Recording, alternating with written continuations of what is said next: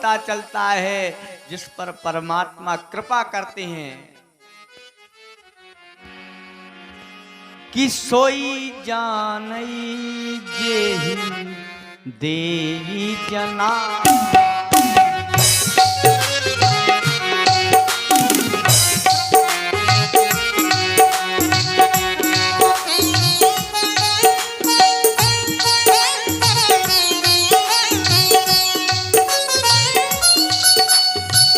सोई जानई जेहि देई जनाई, सोई जानई जेहि देई जनाई, जानत तुम ही होए जाई।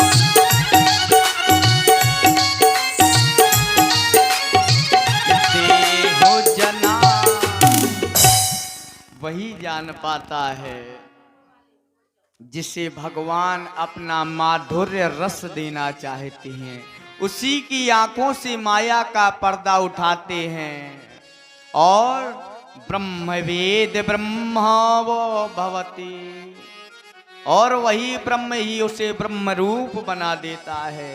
जहां उस ब्रह्म का अपरोक्ष साक्षात्कार हुआ, उस दिव्य रस का एक बार रसास्वादन जिसने किया, बस वो महाराज का अधिकारी बन जाता है।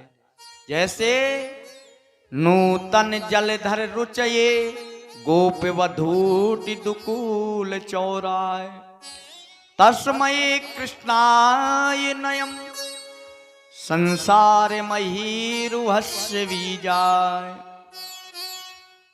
नैयायिक मंगलाचरण करके इस चीर हरण का ध्यान कर रहे हैं। गोप वधूटियों के दुकूल की चोरी, ऐसे चोरी करने वाले भगवान कृष्ण को बारंबार प्रणाम है। बोलिए कृष्ण कन्हैया लाल की। हमारे सनातन में एक धर्म सम्राट पूज्य करपात्री जी महाराज हुए हैं। इसका बड़ा सुंदर अर्थ करते हैं। गोपा जीवा तेसाम वधूट्या बुद्ध्या तासाम आवरानी अज्ञानानि। जानते हैं करपात्री जी कैसे थे? अच्छा, उनका नाम करपात्री ऐसे ही नहीं रखा था। उन्होंने अपने जीवन में कभी किसी बर्तन में भोजन नहीं किया। वो सदैव हाथों का पात्र बना करके भोजन किया करते थे, इसलिए उनका नाम था करपात्री महाराज। जल भी अगर पीते थे हाथों से पीते थे, भोजन भी अगर करते थे हाथों से। अच्छा, ब्रह्मा जी की भी कारीगरी बड़ी अद्भुत है। देखिए आज के हम आधुनिक समय में कितना आगे बढ़ते जा रहे हैं। भोजन करने के लिए चम्मच का प्रयोग करते हैं। तो देखो उस चम्मच से अगर भोजन करेंगे, अगर गरम गरम भोजन पड़ गया तो वो चम्मच ये नहीं बता पाती है कि भाई ये गरम है, तेरे शरीर के लिए हानिकारक है। लेकिन ये जो ब्रह्मा जी ने हमें चम्मच बना के हाथ की दी है, वो पहले से बता देती है। अगर हाथ ने जैसे तैसे बस भी चला लिया, वो चम्मच से अगर भोजन कर गए तो अंदर जाता है। लेकिन ये हाथ, ब्रह्मा जी की अनुकूलता देखिए, सबसे पहले हाथ की चम्मच को जब उठाएंगे तो अनुभूति होगी, फिर नासिका से पता चल जाता है कि भोजन कितना गर्म है, फिर बाद में जब मुंह में जाएगा तो जीभ से पता चल जाएगा। जब पूर्णतया वो भोजन अनुकूल होता है तब अंदर जाता है। लेकिन आधुनिक यंत्रों के द्वारा वो अनुभूति नहीं होती। तो करपात्री जी महाराज ने कहा है, गोपा जीवा तेसाम बधूटया बुद्ध्या तासाम आवरणानि अज्ञानानि। यानी गोप रूपी जीव की बुद्धि रूपी गोपी में, गोप रूपी है जीव और गोपी रूपी है उसकी बुद्धि। और जो आवरण का दुकूल वस्त्र पड़ा है उस अज्ञान के आवरण का हरण करने वाले हैं श्री हरि। और इधर वही पात्र होता है महाराज का जिस पर श्री हरि की कृपा होती है, क्योंकि महाराज के बारे में बताया है, प्रथम सुने भागवत भक्त मुखे वाणी, द्वितीय आराधे भक्ति व्यास नव भात बखानी, तृतीय करे गुरु समक्ष दक्ष सर्वज्ञ रसीलो, चौथे होय विरक्त वसे वनराज जसीलो, पंचम भूले दे सदी सटी छठे भावना रास की, और साते पावे रीति रसे श्री स्वामी हरिदास की। परम राधा रानी के रसिक थे श्री हरिदास जी महाराज। ब्रजमंडल में बड़े रसिक थे। आज भी ब्रजमंडल में हरिदास जी की समाधि है। कहाँ? ब्रज की परिक्रमा में जो निधि वन पड़ता है, निधि वन में जाएंगे तो बिहारी जी के दर्शन करने के बाद जहां से लौटते हैं तो हरिदास जी की समाधि है। इतने बड़े रसिक थे हरिदास जी महाराज कि वो हरिदास जी महाराज के यहाँ आप कभी चले जाइए, उनकी समाधि के पास कम से कम 50 या 100 भक्तों की टोली में लोग केवल नृत्य करते मिलेंगे। आप अगर हरिदास जी की समाधि के पास जाएंगे, चाहे जितने संकोची स्वभाव के हों, लेकिन जब उस स्थान पर पहुंचेंगे तो एक बार ये जरूर लगेगा, ज्यादा नहीं तो केवल 2 मिनट नृत्य करके फिर निकल जाएंगे। ऐसी महिमा है उस ब्रज मंडल की। भागवत रसिक कहते हैं कि प्रथम सुने भागवत भक्त मुख भगवत वाणी। अगर आपको महाराष्ट्र का अधिकारी होना है तो पहले भगवत चर्चा सुननी होगी, और द्वितीय आराधे भक्ति व्यास नव भांति बखानी, फिर इसके बाद आराधना भक्ति, तृतीय करे गुरु समक्ष, फिर गुरु भगवान के पास में जाकर गुरु की सानिध्य, चौथे हो ये विरक्त। जब ये हो जाएंगे तो आप विरक्त हो जाएंगे, संसार के राग से विरागी हो जाएंगे। पंचम भूले देह। अच्छा, महाराष्ट्र में कौन जाता है? जो अपने देह का भी भान त्याग देता है। तभी तो जो भगवत भक्त हुआ करते हैं ना, तो उन्हें अपने देह का पता रहता है कि मेरे देह में कितनी सुंदरता है, ना कभी वो ये देखता है कि मेरे स्तन को कितनी भूख की आवश्यकता है। भूख प्यास सब समाप्त हो जाता है अगर एक बार श्याम रंग की भक्ति अगर व्यक्ति के हृदय में आ जाए। छठी भावना रास की, और साते पीवे रीत रस श्री स्वामी हरिदास की।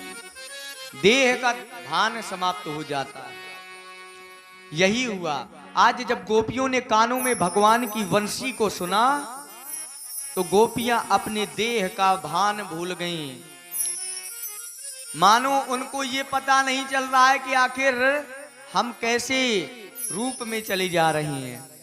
यहां तक कि उन्होंने बताया है गोविंद से मिलने के लिए जब गोपियां भागी तो बहुत रोकने की चेष्टा करी, लेकिन चेष्टा उनकी रोक ना सकी। यानी कहने का भाव जैसे गंगा की धारा जब गौमुख से निकलती है तो प्रेमास्पद सागर को पाकर ही विश्राम लेती है। छोटा मोटा पत्थर अगर रुकावट बने तो अपने वेग से वो गंगा की धारा बहा ले जाती है। यही हाल आज गंगा रूपी गोपी जब प्रियतम से मिलने को जा रही हैं तो लोग बड़ी चेष्टा कर रहे हैं। उनके पतिदेव पुत्र कह रहे हैं मैया कहाँ जा रहे हो रात्रि में, लेकिन कोई रोक नहीं पा रहा है। सब गोविंद के पास गई। बेचारी अंग बेढंग पहुंची। कोई कोई ने घर का ताला लगाया, कई ताला खोल कर ही चली गई। कई श्रृंगार कर रही थी तो कहीं अलग अलग आंखों का जो काजल है पता चले कानों में लगाए, कहीं मस्तक में लगाए, और जो कानों के कुंडल कोई नाक में लटकाए। स्वयं भागवत जी में ये वर्णन है कि वो गोपियां अपने शरीर का भान भूल गई थी प्रियतम की चाह में। ये होती है भक्ति। भक्ति वो है कि अगर भगवान से मिलने की पिपासा जागृत हो जाए तो फिर ये नहीं चाहिए। लेकिन आजकल भगवान तो दूर की बात, अगर कहीं विवाह में जाना हो तो 4 घंटे पहले ब्यूटी पार्लर में जाना होता है। भैया लोग कहाँ जाते हैं? भैया लोग भी सेविंग की दुकान में जाएंगे। जब पूर्णतया चकाचक कर देंगे तब कहेंगे अब भैया आप लग रहे हैं, जाएंगे। अरे जिन भगवान के यहाँ जाने के लिए गोपियों को ये पता नहीं कि मैं किस वस्त्रों में जा रही हूं। भक्ति वो होती है, भक्ति वो नहीं कि तुम चाहे बन ठन के पहुंचे। अरे बन ठन के तुम पहुंचते हो तो तुम किसी को नहीं देखते हो, अपने आप को देखते रहते हो। शादी ब्याह में एक आपको विशेष बात बता दें, शादी ब्याह में आप अगर अच्छे कपड़े पहन के जाओगे कोई नहीं देखेगा, बुरे कपड़े पहन के जाओ सब देखेंगे। कारण क्योंकि अच्छे तो सब पहन के पहुंचते हैं तो सब अपने को देखते रहते हैं, अगर कुछ गड़बड़ वाला होगा तो उसको जरूर देखेंगे। तो ये नहीं कह रहे कि ऐसे बने पहुंच जाना, थोड़ा प्रतिष्ठा का भी ख्याल रखा जाता है कि किस परिवार से संबंध है हमारा। तो आज वो गोपियां गोविंद का चिंतन करते करते देहाग्नि में तुरंत त्रिगुणात्मक देह को त्याग करके भगवान का दिव्य वपु धारण करके प्रभु के पास सबसे पहले पहुंची। तुरंत भगवान ने उन देवियों का स्वागत किया। स्वागतम भो महाभागो प्रियम किम करिवाणि वह ब्रजस्यानामयं कच्चिद ब्रूतागमन कारणम। आओ आओ देवियों, तुम्हारा स्वागत है। गोपियां गदगद हो गईं कि प्रभु ने बंसी बजाकर बुलाया, कितने प्यार से स्वागत कर रहे। लेकिन जैसे ही प्रभु ने पूछा कि ब्रूतागमन कारणम, आने का देवी कारण क्या है, इसका कारण कैसे आना हुआ, बेचारी गोपियां मुंह लटका कर खड़ी हो गई। वंशी बजाकर इन्होंने निमंत्रण तो भेज दिया, लेकिन क्या पूछ रहे हैं? अरे भाई जिसने बुलाया हो और जब आप पहुंच जाएं अगर वो पूछे भाई किस कारण से आए हो तो बुरा लगता है। तो मानो आज गोपियां मुंह लटका कर खड़ी हो रही कि देखो प्रियतम ने वंशी बजाकर बुलाया तो, लेकिन क्या पूछ रहे हैं कि किस कारण से आई हो। गोपियां बेचारी मौन खड़ी हैं। भगवान मानो आज गोपियों के पीछे पड़ गए कि आज इनका मौन व्रत खुलवा के रहेंगे।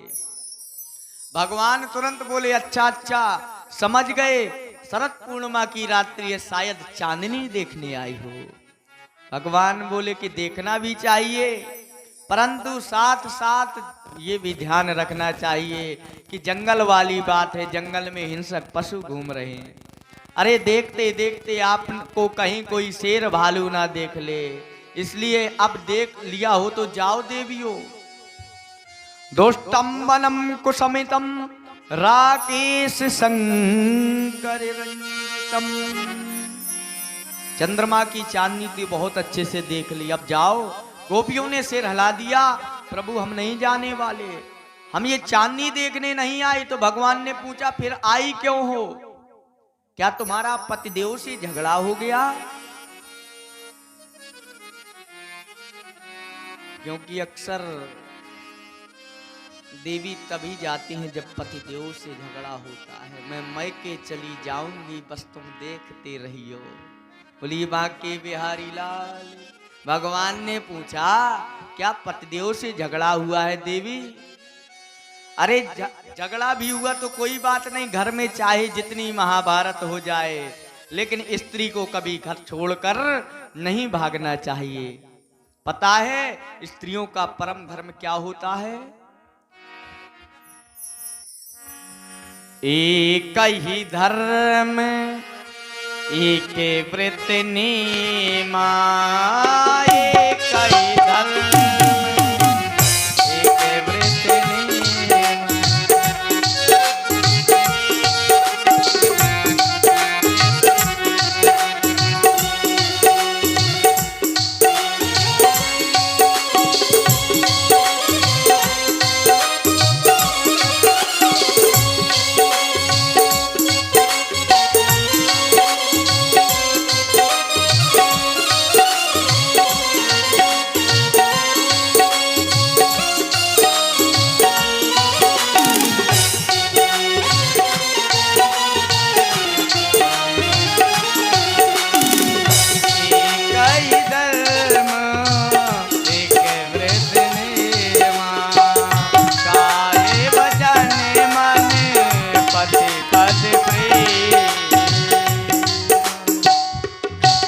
हर स्त्री का धर्म होना चाहिए कि पति की सेवा करे।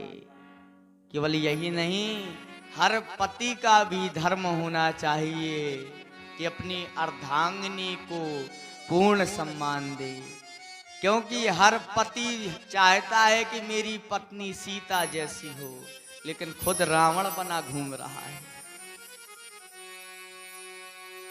और हर पत्नी चाहती है कि मेरा पति राम जैसा हो, लेकिन खुद चाहे सूर्पणखा की तरह आचरण कर रही हूँ। बोलो राधे राधे। एक पक्ष की बात बोलेंगे तो भाई यहाँ बड़ी वैमनस्यता फैल जाएगी।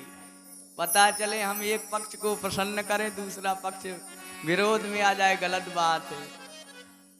तो दोनों पक्षों से तो हमारी हाथ जोड़कर विनती है कि हमेशा परिवार में अगर सामंजस्य रहेगा तो परिवार की और परिवार के सदस्यों की सदैव वृद्धि होती है। इसलिए केवल भगवान ने पूछा क्या पतिदेव से लड़ाई हुई है? बोले नहीं प्रभु, पतिदेव से भी झगड़ा नहीं हुआ। फिर क्यों चली आई? क्या ब्रज में कोई संकट आ गया? चांदनी देखने नहीं आई? परिवार में झगड़ा नहीं हुआ? क्या मुझसे मिलने आई हो? मेरे प्रेम में खिंची चली आई हो? एक बात और सुन लो कि ये प्रेम तभी तक अच्छा है जब तक इस प्रेम में दूरी बनी रहे। जो प्रेम होता है, भगवान कह रहे हैं गोपियों से, प्रेम तभी तक अच्छा है जब तक उस प्रेम में दूरियां बनी रहे। अन्यथा अति परिचयादवज्ञा, जब अति का परिचय हो जाता है, निकटता बढ़ने लगती है, तो मन के अंदर दोष दर्शन होने लगता है, प्रेम में खटाई उत्पन्न हो जाती है। अरे भगवान कहते हैं यदि मुझसे प्रेम है तो मुझसे जंगल में मिलने की क्या जरूरत? अरे मेरी चर्चाएं आपस में एक दूसरे से कर लेते, आंख बंद करके मेरे स्वरूप का ध्यान कर लेते। सुबह शाम जब मैं गैया चराने जाता तो बताओ तुम मेरे दर्शन के लिए ही तो खड़ी रहती हो। अरे देवियों, श्रवणा दर्शनम ध्यान मयि भावोनुकीर्तना ना तथा सन्निकर्षेण प्रतीयात ततो ग्रहण। अरे देवियों, जरा लोक मर्यादा का तो ध्यान रखना था। कितनी अपकीर्ति होगी तुम्हारी। घर जाओ, घर में बैठ करके मेरा ध्यान करो। अरे कम से कम लोक लाज का तो ख्याल रखते। जब भगवान ने स्पष्ट कह दिया कि जाओ, तब गोपियों के सारे मनोरथ भंग हो गए। सोचने लगी हमने मोहन से इसलिए प्रेम किया था कि ये जो जीवन के 4 दिन हैं ये सहजता से निकल जाए, लेकिन गोविंद ने तो ऐसी स्थिति कर दी कि कह रहे हैं कि चली जाओ। मानो गोपियां कह रही हैं कि गोविंद कि प्रीत मोहन से की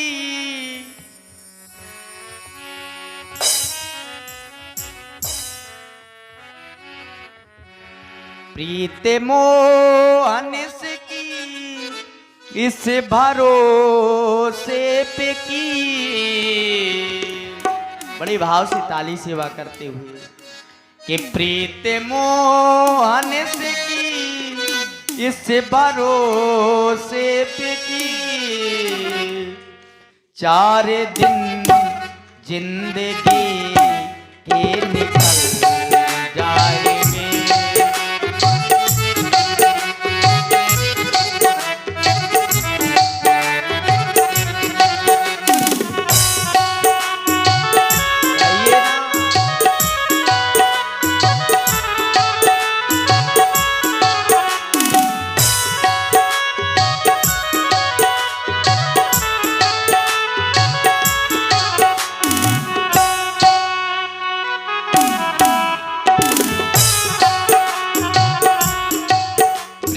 मोहन से की इस भरोसे पे की।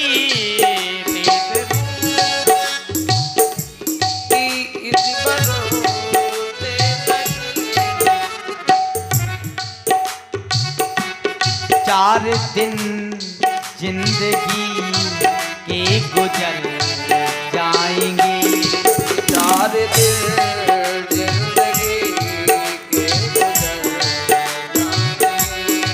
क्या भरोसा था ये वक्त भी आएगा। क्या वक्त भी आएगा। गोपियां कह रही हैं कन्हैया भरोसा नहीं था कि ऐसा समय भी आएगा कि जो चीर हरण के समय तुमने हमें महाराष्ट्र में उपस्थित रहने के लिए वादा किया था, वो भी तुम ऐसा वक्त में ला दोगे कि हमारी आशाएं निराशा में बदल जाएंगी। क्या भरोसा था ये वक्त भी आएगा।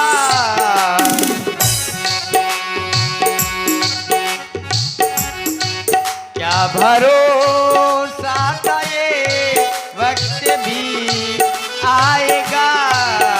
भरोसा कभी ये वक्त आएगा। वादा कर कि वो एक दिन मुकर जाएंगे। वादा कर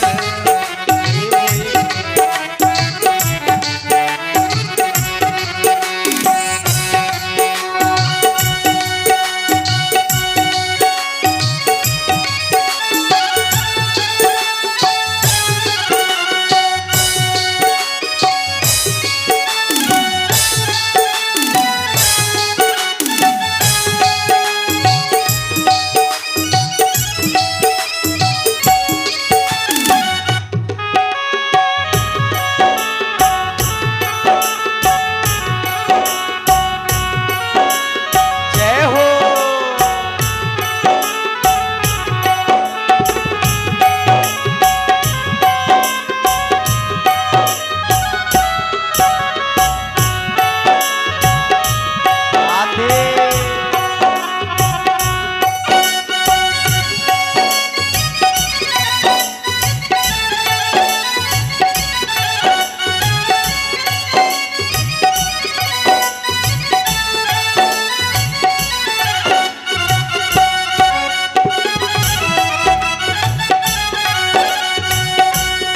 वादा कर कि वो एक दिन मुकर जाए। बेचारी गोपियां खड़ी खड़ी भगवान का उपदेश सर झुकाए पैर के अंगूठे से जमीन को कुरेदती रहीं। और जब से आए एक बोली अंत में आपस में कहने लगी गोपियां कि बहन जब से हम आए हैं तब से देखो ये खड़े खड़े केवल प्रवचन ही दे रहे हैं। सब गोपियों ने मिलकर के मधुर गीत गाया जिसका नाम था प्रणय गीत। भगवान ने 10 श्लोकों में प्रश्न किया तो गोपियों ने प्रणय गीत के माध्यम से 11 श्लोकों के द्वारा जवाब दिया तो भगवान की भी बोलती बंद हो गई। अद्भुत प्रेम ने गोपियों ने अपने इस गीत में प्रकट किया, इसलिए इसका नाम है प्रणय गीत। सब गोपियां मिलके बोली कन्हैया मैं वम विभोर हते भवान गदि तुम न संसम संत्यंज सर्व विषया तव पादि मूलम भक्ता भजा दुर्वा गृहमात जास्मा देवो यदादि पुरुषो बाजते मुमुक्षं। कहा प्रभु आप हमारा परित्याग मत करो। अरे हम कैसी कैसी आशाएं लेकर आपकी वंशी को सुनकर दीवानी होकर दौड़ती चली आई। अरे आप हो कि जाते ही आते ही अनेक प्रकार से उपदेश कर रही हो। अरे क्या हम यहाँ उपदेश सुनने आई हैं? बताओ उपदेश देने का अधिकार है क्या? अरे आप एक अहीर के छोरा, हम गांव की ग्वालिनी, ना तो तुम्हें उपदेश देने का अधिकार, ना हम सुनना चाहते हैं। अरे उपदेश उसे दिया जाता है जो उपदेश सुनना चाहता हो। क्या जबरदस्ती किसी को पकड़ करके बैठा लिया जाए? अरे नहीं भाई, हम तो सरकंडी आए हैं, पकड़ पकड़ के बिठाएंगे नहीं, सुन के जाओ कथा। त्रिपाठी जी ने बड़ा खर्च किया है, अब आपके घर का कार्य चलना हो और हम कहें कि नहीं बैठना पड़ेगा, तो क्या आपको वो उपदेश अच्छे लगेंगे? नहीं लगेंगे। यही स्थिति आज गोपियां कह रही कि प्रभु उपदेश उसे दिए जाते हैं जिसे उपदेश अच्छे लगते हो। अरे हम जब से आए हैं तुम्हारे प्रवचन सुन रहे हैं, इसलिए ऐसा मत बोलो हम ये सब सुनने नहीं आए। अरे हम तो आपको भोग लगाने आए हैं। भक्ता भजस्व दुर्वग्रह मात्यजास्मान, भात का भोग लगाने आए, क्योंकि भक्त और भात का बड़ा सामंजस्य होता है। ये जो भात शब्द है ना, वो भक्त शब्द से ही बना है। इसलिए भगवान को जैसे भक्त प्यारे लगते हैं, वैसे ही भगवान को भात बहुत प्यारा लगता है। जहाँ भी भगवान को प्रसाद लगाने की बात आती है, प्रायः जब जब भगवान के प्रसाद की चर्चा आएगी, तो भोजन में राम जी महाराज भी जब चक्रवर्ती सम्राट के यहाँ भोजन करने को बैठते हैं, तो उसमें भात का प्रयोग जरूर होता है। कि भोजन करत चपल चित इते उते दरे अवसरे पाए, भाज चली किलकत मुखे दधियोदन लपेटाए। दधियोदन का अर्थ होता है दधी और भात पा रही हैं प्रभु। प्रभु को जैसे भात प्रिय है, वैसे प्रभु को भक्त भी बड़े प्रिय हैं। ऐसे ही जीव भगवान का भात है। जो भात बनाने में समय लगता है, वही समय व्यक्ति को, जीव को भक्त बनने में लगता है। पहले ये माया को चिपका बैठा। तो जैसे भात जो होती है ना, कैसे बनाई जाती है? तो पहले भात को मूसल से मारो, छिलका उतारो। जो आप धान की बात करते हैं ना, यार धान उसी को भात कहते हैं। पहले मूसल से मारो, फिर उसका छिलका उतारो, फिर चावल निकालो। उसी प्रकार से हम संसार में सबसे पहले थप्पड़ खाते, किसी सदगुरु की कृपा हो जाए, अनुकंपा हो जाए, तब सने सने विवेक पूर्वक हमारे हृदय से माया का छिलका निकाल दिया जाता है। जब ये माया का छिलका जीव के हृदय से निकल जाता है, परंतु बस केवल आवश्यकता उस भक्त भात रूपी भक्त को खोलने की आवश्यकता है। तो जैसे चावल खोलता है, वैसे तब भात बनेगा। तो वैसे ही ये जीव परमात्मा की विरह की आग में जब तपता है, तब वह जीव भक्त बन पाता है। इसी प्रकार से जैसे परमात्मा को भात प्रिय है, वैसे ही परमात्मा को भक्त प्रिय है। बोलिए वृंदावन बिहारी लाल की, बोलिए भक्त वत्सल भगवान की जय। भगवान बोले कि अरे गोपियों, अगर तुम्हें भूख लगी हो तो भोजन कर लो, भोग लगा लो। गोपियों ने सरकार भूख नहीं लगी, आपने थाली मंगवाई ना होती, आदेश ना दिया होता, तो हम भी अपने प्रेम का भोग लगाने ना आते। चित्तम सुखेन भवताप हर्तम गृहेषु यन्ने वृषत तत्करावपि गृहे कृत्य। प्रभु, हम आपकी बंसी को सुनकर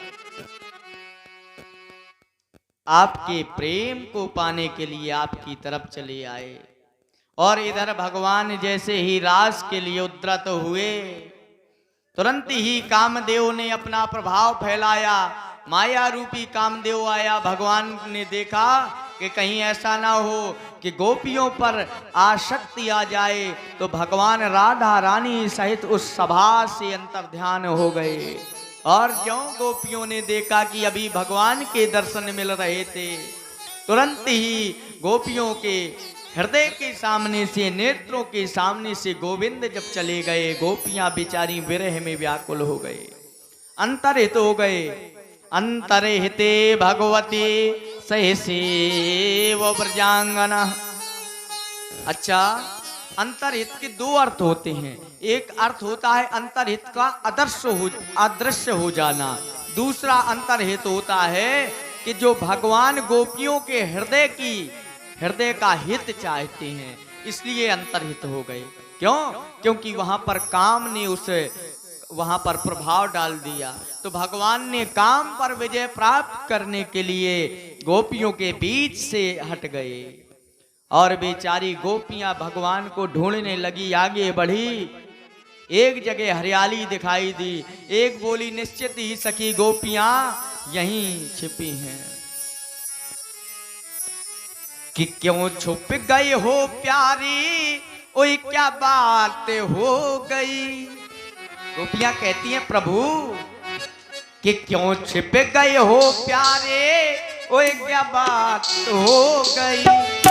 गोपी गिरधर ना आए, आधी रात हो गई।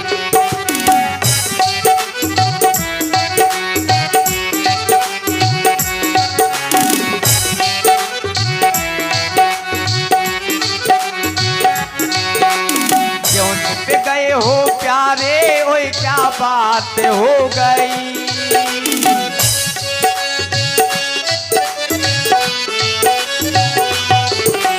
गिरधर ना आई, आधी रात हो गई।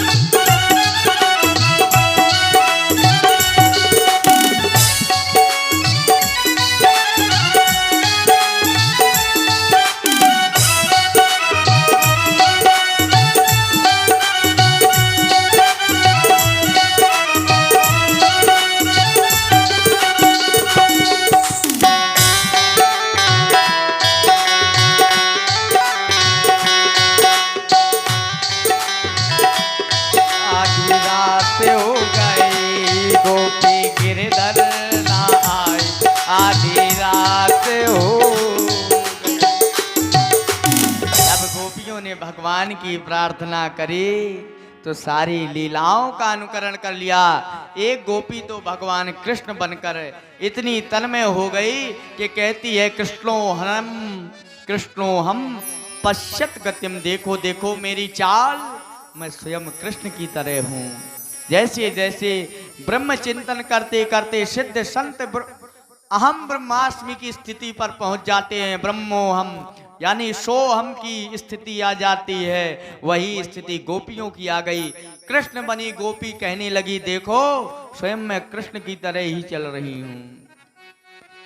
अचानक से भगवान के चरण चिन्ह दिखाई दिए। अब उन्होंने विचार किया भगवान अकेले नहीं, इसका मतलब भगवान के साथ कोई और है। 4 चरण चिन्ह दिखाई दिए, उनके साथ कोई और। ये कौन है उनके साथ? तो भगवान श्री कृष्ण अपने साथ में लेकर जिसे चले गए। कौन गोपी ऐसी बड़ा भागी है? अरे सखी देख देख, हमारे प्यारे के कितने गड़े हुए चरण मालूम पड़ रहे। ऐसा आभास होता है कि यहाँ से हमारे प्यारे प्रियतम कन्हैया अपनी प्रिया को कंधों में बिठा के ले गए। यहाँ भगवान के चरण बहुत दबे हुए लग रहे हैं। आगे गए तो कुछ फूल टूटे पड़े थे। कहा निश्चित ही हमारे कन्हैया ने यहाँ पर उस प्रिया का श्रृंगार किया होगा। के सप्रसाधिनम तत्र कामिन्या कामिना कृतम तानि चूड़या कांतां अपविष्टामि हे ध्रुवम्। अब मानो गोपियों के मन में और विरह हो गया कि आखिर कौन प्रिया है जो हमारे प्रियतम के साथ विहार कर रही है। सुखदेव जी ने नाम स्पष्ट नहीं किया। वह गोपी कौन थी? संतों की मान्यता है कि वो गोपी कोई और नहीं बल्कि साक्षात राधा रानी थी। सुखदेव जी महाराज ने कभी अपने मुक्त कंठ से श्री राधा जी का नाम नहीं लिया। कारण क्योंकि सुखदेव जी की इष्ट थी राधा रानी। जब राधा जी का नाम लेते थे सुखदेव जी ध्यान में चले जाते थे। तो मानो सुखदेव जी ने सदैव कहीं ना कहीं शब्दों से संबोधित कर दिया। इधर बेचारी गोपियां अन्वेषण करती हुई, लेकिन उन्होंने जब किशोरी जी की वह अवस्था देखी, गोपियां आ रही हैं और किशोरी जी ने गोपियों की अवस्था देखी, स्पृहा समाप्त हो गई। बेचारी गोपियां भगवान को ढूंढते ढूंढते थक गईं, यमुना जी के पास में गईं। वापस आकर के सुंदर मधुर गीत गाया। बोला बहन यदि इस गीत को सुनकर भी अगर गोविंद नहीं आए तो हम अपने इसी यमुना जल में अपने आप को